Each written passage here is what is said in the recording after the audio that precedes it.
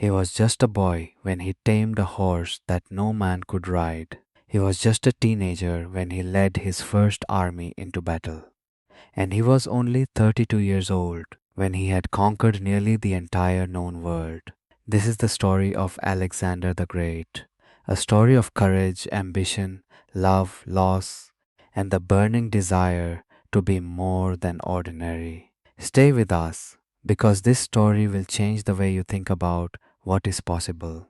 In the ancient kingdom of Macedonia, in the year 356 BC, a baby was born. His name was Alexander. His father was Philip II, the powerful king of Macedonia. His mother was Olympias, a fierce and passionate woman who believed deeply in the gods. From the very first day of his life, both his parents had enormous plans for this child. His mother would hold him close and whisper into his small ear, "You are not just a king's son. You are something more. You are touched by the gods." His father would look at his son with proud eyes and say, "One day, this boy will be great, greater than me, greater than anyone before him." But young Alexander did not yet know any of this. He was just a small child learning to walk, learning to talk, learning about the world around him. Macedonia was not a soft land. It was a rough, mountainous kingdom in the north of Greece. The people were tough, the winters were cold, life was hard, and that hardness made people strong. As Alexander grew, he grew quickly. He was always curious, always watching, always asking questions. While other boys played simple games, Alexander watched the soldiers train. He watched how they moved, how they held their spears, how they stood in formation. When he was old enough to hold a small wooden sword, he swung it every day until his arm ached. He was small, but he was fast. He was young, but he was serious. Even as a child, there was something different about Alexander, something in his eyes, a kind of fire that never went out. His mother loved him with fierce devotion. She told him stories every night, stories of heroes, stories of gods, stories of great warriors from the past. One story she told him again and again was the story of Achilles, the greatest hero of ancient Greece. Achilles was strong, Achilles was brave. Achilles chose a short but glorious life over a long and forgotten one.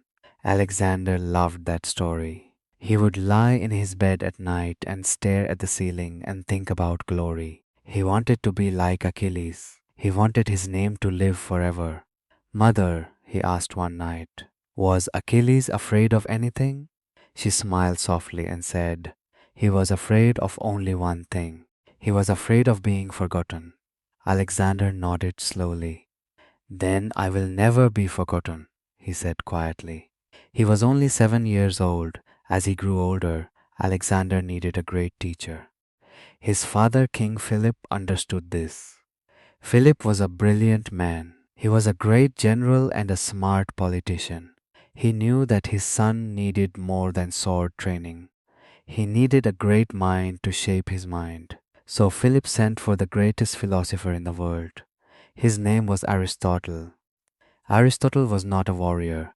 He was a thinker, a teacher, a man who understood science, nature, philosophy, medicine, and literature. He had studied under the great Plato, who had studied under Socrates. He was the best teacher that money could find. When Aristotle arrived, Alexander stood before him. The boy was 13 years old. He was not very tall, but he stood straight and proud. His eyes were sharp. One was brown and one was blue, which many people found strange and striking.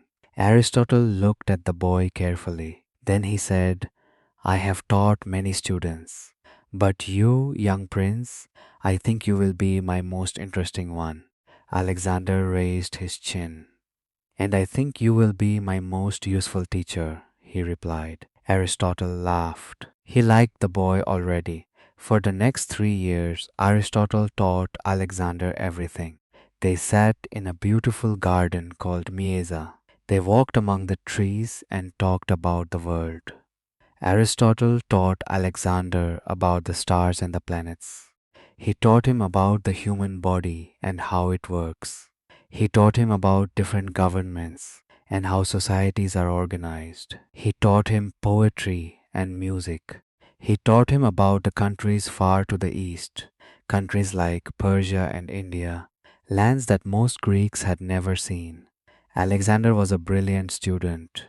He was not just memorizing facts, he was thinking deeply about everything. He was always asking, but why, how, what does this mean? One day, Aristotle was teaching about the nature of greatness. He said, true greatness is not just about power, it is about wisdom. A king who only has power is just a tyrant. A king who has wisdom is remembered forever. Alexander listened carefully. Then he asked, what is the greatest thing a man can do? Aristotle thought for a moment. He said, that depends on the man. But I believe the greatest thing any man can do is to expand the edges of the known world, to go beyond what others believed was possible, to bring the light of knowledge and civilization to places covered in darkness. Alexander said nothing. He just stared into the distance. But inside his heart, something was stirring. A dream was forming. A vision so big it almost seemed impossible. The happiest years of Alexander's young life were those years in the garden with Aristotle. They talked, they laughed, they argued about ideas. Alexander made friends with other boys who were also being educated. One of them was a boy named Hephaestion. He was tall and kind and smart. He and Alexander became the closest of friends. They were like brothers. They shared everything, their hopes, their fears, their dreams. What do you want to be? Hephaestion asked one afternoon as they lay in the grass, watching clouds move across the sky. I want to be greater than any man who has ever lived, Alexander said simply. Hephaestion laughed. That is not a small goal. Good, said Alexander. I am not a small person, but even in this happy time there were shadows. Life in a royal palace was never simple. Alexander's father, King Philip, was a great man, but he was not always a good father. He was often away on campaigns. He was ambitious and restless. He had many wives, which caused pain and tension in the royal family. The hardest moment came when Alexander was still a teenager. His father remarried. His new wife had a baby son. At the wedding feast, Philip's general made a terrible toast. He raised his cup and said, let us drink to a legitimate heir for Macedonia.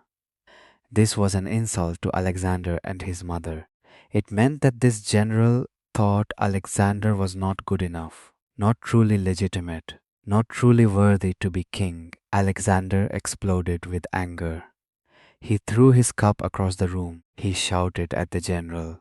His father Philip stood up too, drawing his sword. But Philip was drunk, and he stumbled and fell to the ground. Alexander looked down at his fallen father. His voice was cold and quiet. He said, look, men, here is a man who prepares to cross from Europe to Asia, but he cannot even step from one table to another without falling. It was a cutting remark. It showed everyone in the room that Alexander did not fear his father. But it also showed that he was deeply hurt. Alexander and his mother left Macedonia for a time. They went into a kind of exile. It was painful and lonely. Alexander had been raised to believe he would be king. Now he was not even welcome in his own home. But this painful time taught him something important. It taught him that love does not always protect you. Power can shift, allies can turn. Only your own strength is truly yours. After some time, Alexander and Philip reconciled. He returned to Macedonia. And then, when Alexander was just 16 years old, something remarkable happened. Philip was going away on a military campaign. He needed someone to rule Macedonia while he was gone. He looked around at all his advisors and generals, and then he made a decision that surprised everyone. He left 16-year-old Alexander in charge of the entire kingdom. Alexander ruled wisely and confidently. When a tribe called the Maidi rose up in rebellion, Alexander did not wait for his father to return. He led the army himself. He defeated the Maidi completely. He founded a new city on the land he had captured. He named it Alexandropolis. It was the first city he ever named after himself. It would not be the last. When Philip returned and heard what his son had done, he was proud, but he was also a little afraid. He could see that his son was not just clever, he was extraordinary. Philip continued his great work. He was building Macedonia into the most powerful kingdom in Greece. He was planning the greatest military campaign in history. He wanted to invade Persia, the massive empire to the east. He had spent years preparing, but Philip never got to make that campaign. In 336 BC, King Philip II was assassinated. He was stabbed to death at a celebration. The killer was a man named Pausanias. The reasons were complicated and the court was in shock. Alexander was 20 years old when his father was murdered. In one moment, everything changed. He went from being a prince to being a king. He went from planning for the future to facing a desperate crisis in the present. Some people thought Alexander was too young.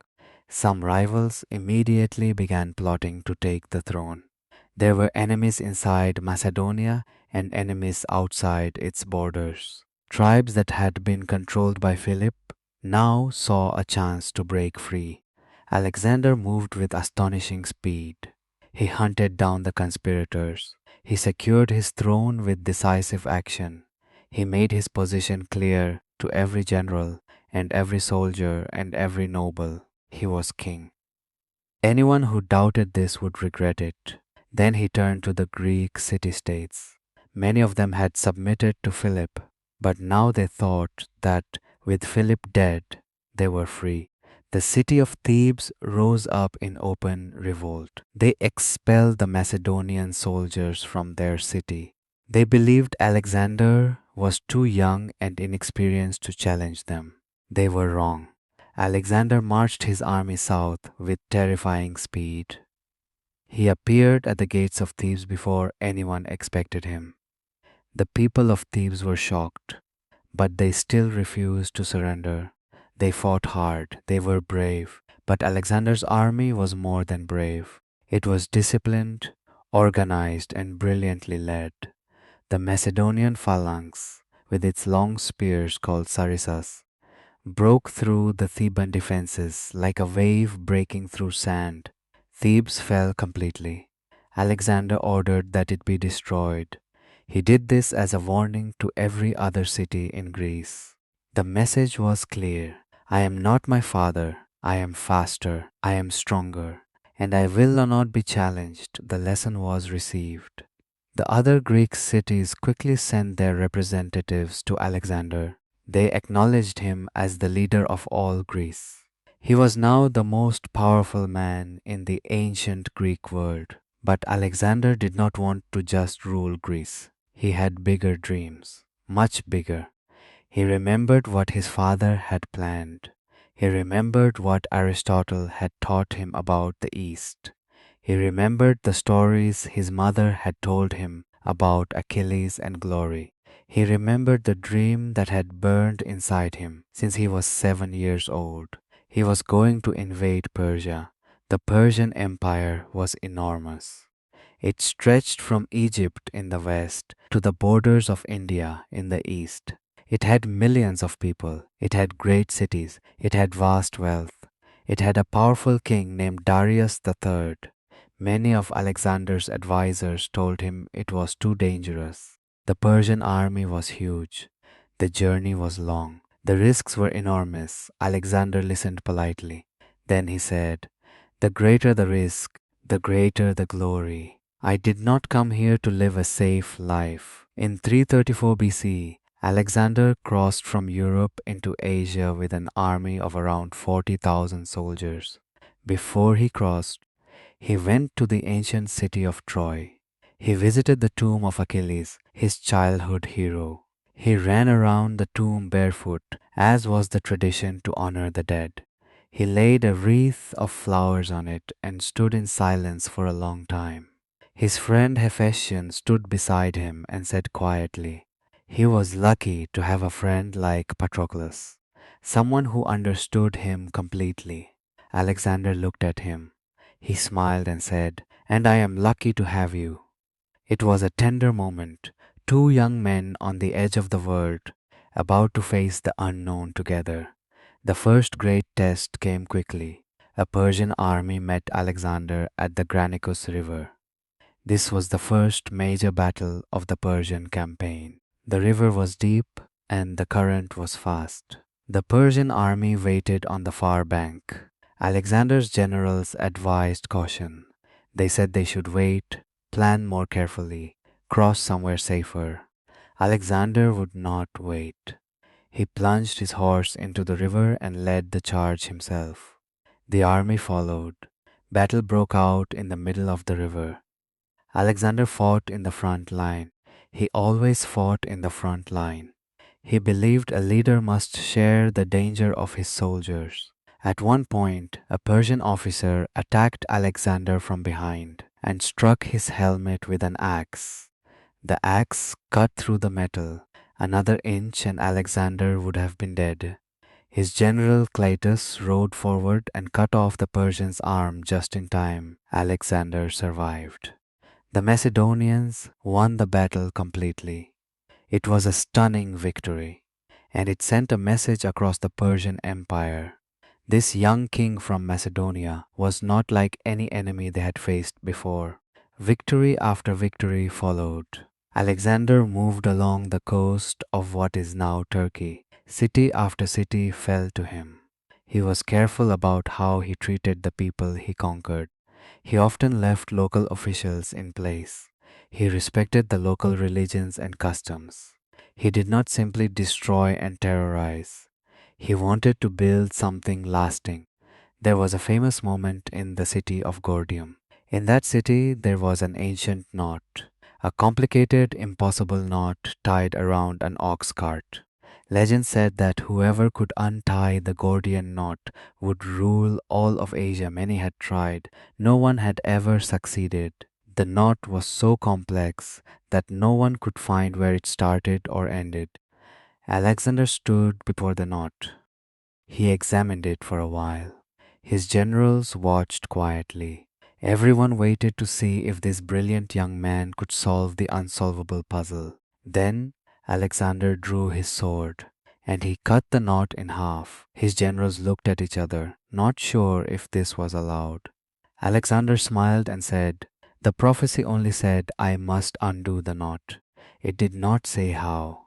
Some people say that this story teaches us that sometimes the rules we follow are not really rules at all. Sometimes we need to think differently and see a new solution that others have missed. The great battle with Persia's king Darius came at a place called Issus. Darius had gathered a massive army. Some ancient sources say he had hundreds of thousands of soldiers. Alexander had far fewer. But Alexander had something more important than numbers. He had a plan. The Battle of Ephesus was fought in 333 BC. Alexander saw that the narrow coastal plain limited the advantage of Darius's huge numbers. He rode his famous horse Bucephalus into battle. He drove directly toward the Persian center, aiming for Darius himself. When Darius saw Alexander cutting through his guards, coming directly for him with total ferocity and no fear, he panicked. He turned his chariot and fled the battlefield. When a king runs, his army falls apart. The Persian army collapsed. The victory was total. In Darius's camp, the Macedonians found an astonishing sight. The Persian royal family. Darius's mother, his wife, and his daughters had been left behind. They were terrified. They fell to their knees before Alexander. Alexander looked at the women with kindness. He said, do not be afraid. Darius is alive, and you will be treated with the respect you deserve as queens. He kept his word completely. He treated the Persian royal women with honor. He gave them everything they needed. He made sure they were safe and comfortable. He visited them regularly and treated Darius's mother like his own mother. This gesture spread across the entire Persian Empire. People heard that Alexander was not a brutal conqueror. He was something different, something they had not seen before. Alexander sent a letter to Darius offering peace. He told Darius that he was now the king of Asia, not Darius. He said that Darius should come to him as a subject if he wanted to negotiate. Darius was furious. He wrote back offering Alexander a great sum of money and half his empire in exchange for peace and the return of his family. Alexander showed the letter to his general Parmenion. Parmenion said, "If I were Alexander, I would accept this offer." Alexander replied coolly, "So would I if I were Parmenion." He refused the offer. He wanted everything, not half, everything. Alexander moved south along the coast. He captured the city of Tyre, a great city built on an island in the sea. Tyre was thought to be unconquerable. It had never fallen to any enemy. Its people were confident behind their walls. Alexander built a causeway across the water to the island. It was an incredible engineering achievement. It took 7 months. Through heat, attacks from the sea, and enormous difficulty, the Macedonian soldiers kept building. When the causeway was complete, Alexander's army walked across to the island and captured the city. He then moved into Egypt. Egypt welcomed him. The Egyptians hated the Persian rulers who had controlled them for so long. They saw Alexander as a liberator. He was declared Pharaoh, the divine ruler of Egypt. He visited the great oracle at Siwa, deep in the desert. What the oracle told him, he never fully revealed. But he came back looking different, looking even more certain of his destiny. Some say the oracle told him he was the son of the god Zeus. In Egypt, Alexander did something that would change the world forever. He founded a new city on the coast of the Mediterranean Sea. He designed it himself. He personally marked out where the streets would go, where the marketplace would be, where the great library would stand. He named it Alexandria. Today, thousands of years later, Alexandria still exists. It became one of the greatest cities in the ancient world. Its library was the greatest center of knowledge ever built in antiquity. Great thinkers and scholars came from across the world to read and learn there. Alexandria was Alexander's gift to the future. The final great battle with Darius came at a place called Gaugamela in 331 BC. Darius had gathered an even larger army than before. He had chosen a wide, flat plain to fight on this time so that his huge numbers could spread out. He had war chariots with blades attached to their wheels. He had war elephants. He had everything. His generals told him, "This time we cannot lose. We have too many men." Darius nodded. But privately he was afraid. He had seen what Alexander could do. The night before the battle, Darius's general suggested they attack the Macedonian camp at night while they slept. A night attack would cause chaos and confusion. Alexander's general Parmenion also suggested a night attack to Alexander, but from the other side. He thought they should strike first. Alexander refused. He said, "I will not steal my victory in the dark. I will take it in the daylight for the whole world to see." His soldiers rested well that night. Alexander himself slept soundly, so soundly that his generals had to wake him in the morning. They were amazed that he could sleep so calmly before the greatest battle of his life. "How can you sleep?" Parmenion asked him. Alexander smiled and said, "Because I already know we have won." At Gaugamela, Alexander again rode straight toward Darius. He created a gap in the battle line intentionally. Darius sent his forces through the gap, thinking he had broken the Macedonian line. But it was a trap. Alexander wheeled his cavalry around and drove directly at Darius. Again, when Darius saw Alexander coming for him personally, with complete ferocity and no hesitation, the king broke, he turned and fled. For the second time, the Persian king had run from the battlefield. This time, there was no rebuilding. The Persian Empire fell. Alexander rode into the great Persian city of Persepolis, the heart of the empire. He took the enormous wealth stored there, mountains of gold and silver, treasures from across the ancient world. There was a famous, terrible night in Persepolis. After a great celebration, Alexander and his companions were drunk and celebrating. A woman named Thais made a dramatic speech. She said that burning Persepolis would be the perfect revenge for the Persian burning of Athens 150 years before. In a moment of drunken passion, Alexander agreed. They set fire to the great palace of Persepolis. The fire burned for days. In the morning, when Alexander was sober, he looked at the smoking ruins. He felt ashamed. He had destroyed something irreplaceable. He had acted on impulse, not wisdom. Aristotle had once told him, "A man is only truly great when he can control himself. Power without self-control is just destruction." Alexander had forgotten that lesson in the night. He would try to remember it in the days that followed. The pursuit of Darius continued. Alexander chased the Persian king across the land. But before Alexander could catch him, Darius was murdered by his own general, a man named Bessus, who wanted to take the throne himself.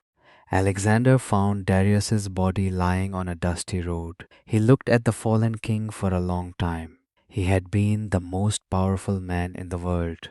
Now he lay in the dirt, abandoned by his own people. Alexander removed his own cloak and laid it over the body of Darius. He ordered that the king be given a royal burial. Even a defeated enemy deserved dignity. "This is how all great men end," a soldier said quietly. Alexander shook his head and, "Not all men, not us, not today." He rode on. He chased Bessus across the mountains and deserts. He eventually caught him and had him executed for treason against his own king. Even in this, Alexander showed a kind of code. There was honor even among enemies. But Alexander was not finished. He pushed his army further east than any Greek army had ever gone before. He moved into what is now Afghanistan, into the high mountains and harsh deserts. The fighting here was different. It was not great open battles. It was constant guerrilla warfare, hidden attacks, ambushes. It was exhausting and painful, and yet Alexander kept going. In these eastern lands, he met a woman named Roxana. She was the daughter of a local chieftain. She was proud and beautiful and strong-willed. Alexander fell deeply in love with her. He did not just take her as a conquest. He married her. His generals were surprised. Many were unhappy. They wanted him to marry a Greek or Macedonian woman. But Alexander did not care. He said, "She is remarkable, and I will not treat the people we have conquered as lesser than us. If we are to build one world, we must live in it together." He married Roxana with great ceremony. It was a moment that showed the world something new. Alexander was not just conquering lands. He was trying to build something, a world where East and West were joined together. He pushed further east. He crossed the Hindu Kush mountains. He marched into what is now Pakistan and India. He fought the king Porus at the Battle of the Hydaspes River. Porus had war elephants, huge animals trained for battle. They terrified the Macedonian horses, who had never seen such creatures before. It was one of the hardest battles Alexander ever fought, but Alexander found a way. He sent cavalry across the river upstream and attacked Poros from behind. The battle was fierce and bloody and long. Porus fought with incredible bravery. He continued fighting even when it was clear that he was losing. When Porus was finally brought before Alexander, he was wounded but unbowed. Alexander looked at this proud king and said, "How do you wish to be treated?" Porus looked at him directly and said, "As a king." Alexander smiled. He respected this answer completely. He let Porus keep his kingdom. He even gave him more land. He said that brave men deserved to be treated with honor. After this battle, Alexander's army reached the Beas River, and they stopped. They had been marching and fighting for 8 years. They had traveled thousands of miles. They had crossed deserts and mountains and rivers. They had won every battle. They had never been defeated, but they were tired. They were so tired. They missed their homes. They missed their families. They missed green fields and soft rain and familiar food. Many had wives and children they had not seen for years. Many had lost friends. Some were sick. Some were injured. Alexander stood before his army and told them he wanted to continue. He wanted to go further. There were more lands to the east, more kingdoms to discover, more glory to be won. His soldiers listened, and then they sat down. They would not move. This had never happened before. An army refusing to follow Alexander. He was devastated. He went to his tent and refused to come out for 3 days. He was angry and hurt, but slowly, quietly, he accepted the truth. He could not go on without them. They had been his companions. They had trusted him with their lives. He could not force them further. He came out of his tent. He stood before his men. His voice was quieter than usual when he spoke. He said, "You have done what no army has ever done before. You have gone where no army has ever gone. You have won every battle and faced every danger, and you have done it together. That is something no one can ever take from you." He paused, then he said, "We will go home." The soldiers wept, not from sadness, but from relief and gratitude and the strange, heavy feeling that comes when something great finally ends. The journey home was long and dangerous. They went partly by sea and partly by land. The land journey took them through the Gedrosian Desert, one of the most brutal deserts in the ancient world. Heat, thirst, starvation. Many soldiers died on this march. Many civilians who were traveling with the army also died. Alexander suffered with his men. He shared their thirst and their hunger. There is a famous story from this desert march. A soldier found a small amount of water in a hollow stone. He brought it to Alexander in a helmet. Alexander took the helmet. He looked at his men, all of them dry and desperate. Then he poured the water onto the sand. He said, "I cannot drink while my men cannot." It was a gesture that no one who saw it ever forgot. It was the act of a true leader, not a king on a throne demanding service, but a man who put his people before himself. When the army finally returned to Persia, Alexander found that many of the officials he had left in charge had been corrupt and cruel. He dealt with them swiftly and harshly. He did not tolerate injustice in his name. He also began to worry about his own men. He feared that the Macedonians were becoming distant from the eastern peoples they now ruled. He wanted to bring them together. He organized the greatest mass wedding in history. He himself married again, taking a Persian princess as a second wife. He had 10,000 of his soldiers marry Persian women. He gave each couple a wedding gift and a celebration. He was trying to create something new, a blended world, East and West together. But not everyone was happy about this.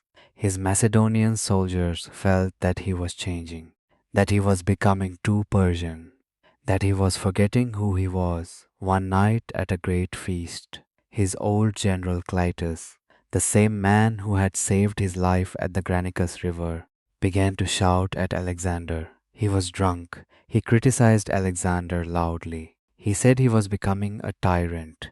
He said he had forgotten the real Macedonians who had built his empire.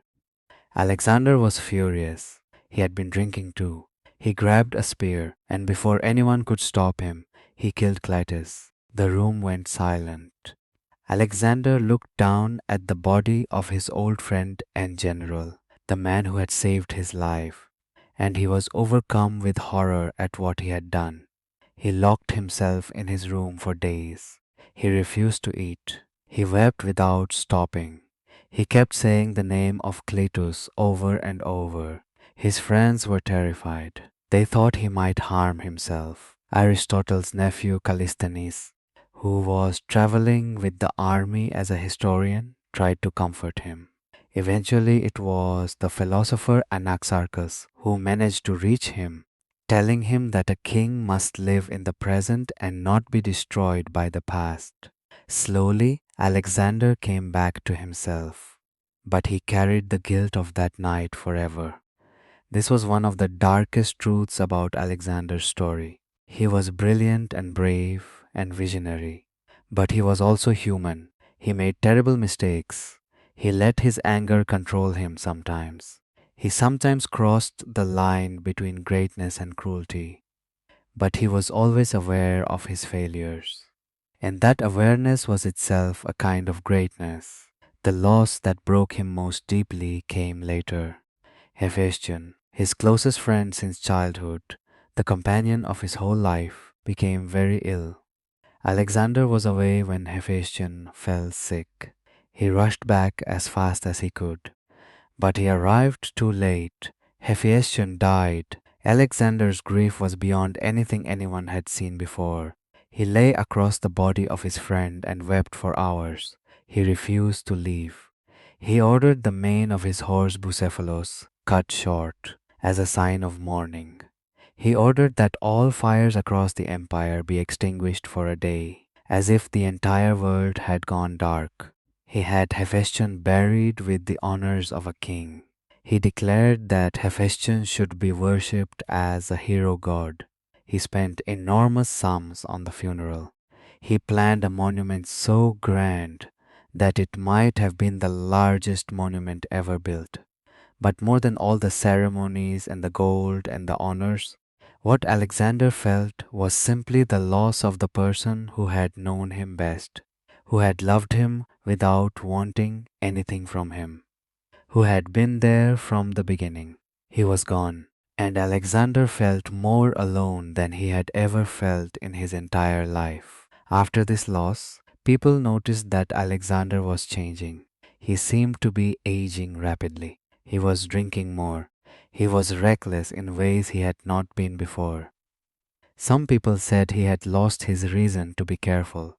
He had always fought as if he was invincible. But now there was something else, something darker. As if he was daring the world to stop him, he made plans for new campaigns. He wanted to sail around Arabia. He wanted to reach the western edges of the world. He wanted more, always more, as if by moving and conquering he could outrun the grief inside him. But destiny had other plans. In the year 323 BC, Alexander was in the great city of Babylon. He was 32 years old. He attended a series of celebrations and feasts. He drank heavily over many nights. Then he fell ill. What illness it was, no one knows for certain. Some say it was typhoid fever. Some say it was excessive drinking. Some say he was poisoned. Historians still argue about it today. What everyone agrees on is that for 10 days, Alexander grew weaker and weaker. His fever burned. His strength faded. The army gathered outside. Soldiers lined up for hours just to walk past him and see him one last time. He was too weak to speak, but he nodded to each of them. He raised his eyes to each face. He knew them. He had fought beside them. He saw them and they saw him. His generals gathered around his bed. The greatest empire in the world was about to have no leader, and no one knew what would happen. They asked the question that everyone was afraid to ask. Who do you leave your empire to? Alexander opened his eyes. He looked at them all. The men who had followed him across the world, the men who had shared everything with him, the men who would now have to carry on without him. In a voice barely above a whisper, he said, "To the strongest."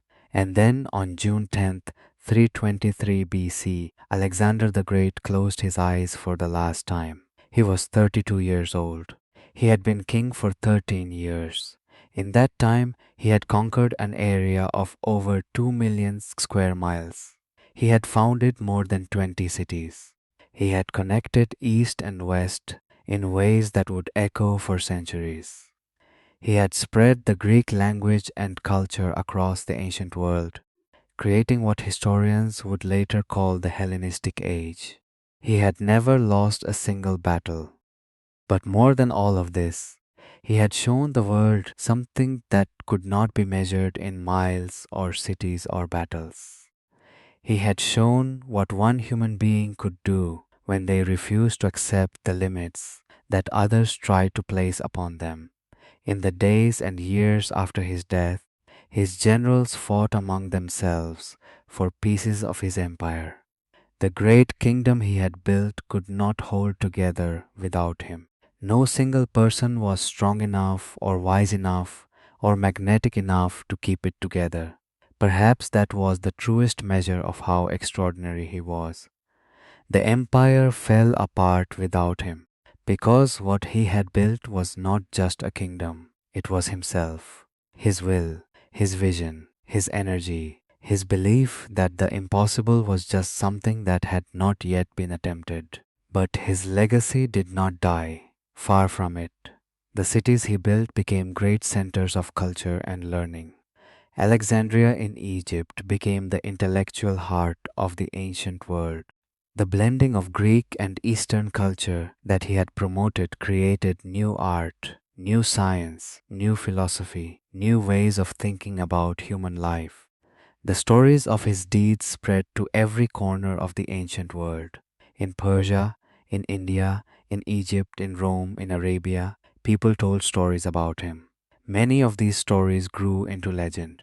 He became more than a man. He became a symbol of what ambition can achieve, a symbol of what courage looks like when it is combined with intelligence, a symbol of what happens when a person refuses to be ordinary. Centuries after his death, Julius Caesar wept in front of a statue of Alexander. He wept because he was 30 years old and had not yet achieved anything as great as what Alexander had done. That weeping galvanized Caesar to become the leader that history remembers. Napoleon Bonaparte studied Alexander's campaigns obsessively. He said, Alexander's ability to inspire those around him was his greatest gift. He made ordinary men believe they could do extraordinary things. Even today, in military academies around the world, Alexander's battles are studied, his strategies are analyzed, his leadership methods are discussed. Because even thousands of years later, there has never been a military leader quite like him. But perhaps the most important thing about Alexander is not his victories. It is what drove them. It is that fire that was in his eyes from the time he was 7 years old. That burning refusal to accept a small life. That deep hunger to know more, to see more, to be more, to go further than anyone had ever gone. He was not perfect. No great person is. He made terrible mistakes. He carried terrible guilt. He suffered deep losses. He felt fear and grief and anger and loneliness just like any other person. But what made him great was that he kept going anyway. When he was afraid, he rode forward. When he was exhausted, he marched on. When he was grieving, he eventually came out of his tent. When he was wrong, he tried to be better. He had a favorite saying from the philosopher Heraclitus. Character is destiny, not the stars, not the gods, not luck. Character. What you choose to be in each moment, in each choice, in each challenge. That is what determines your destiny. Alexander chose to be great every single day. There is a story that is told about the last hours of Alexander's life. As he lay dying, he was asked if he had any regrets. He thought for a long time. Then he said, "Only one. I regret that I did not have more time.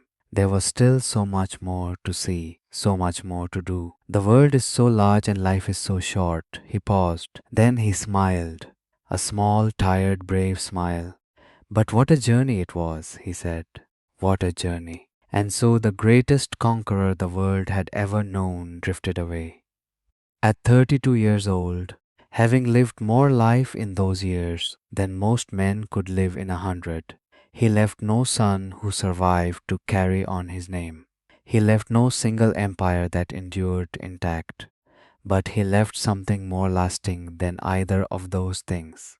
He left a story of a boy from a cold mountain kingdom who dared to dream of conquering the world, who had a teacher who taught him to love knowledge, who had a mother who told him he was touched by the gods, who had a friend who knew him better than anyone, who faced every challenge with his face forward and his heart open, a story that still inspires people today.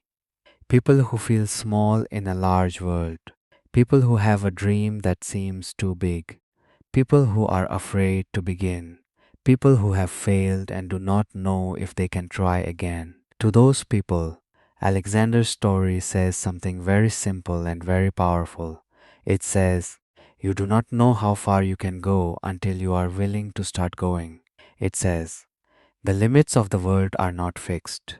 They are only the edge of what has been explored so far." It says, "One person with enough courage and enough vision can change everything." He was just a boy once.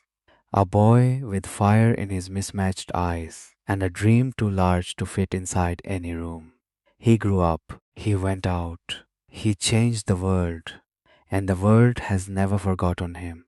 Moral of the story: greatness is not given by birth or by luck. It is built by courage, hunger for knowledge, relentless effort, and the refusal to accept ordinary. Alexander the Great teaches us that the limits we see are not walls. They are only the edge of how far we have dared to look. When you combine vision with action and passion with wisdom, there is no boundary you cannot cross. Dream large, begin boldly, and never stop moving forward.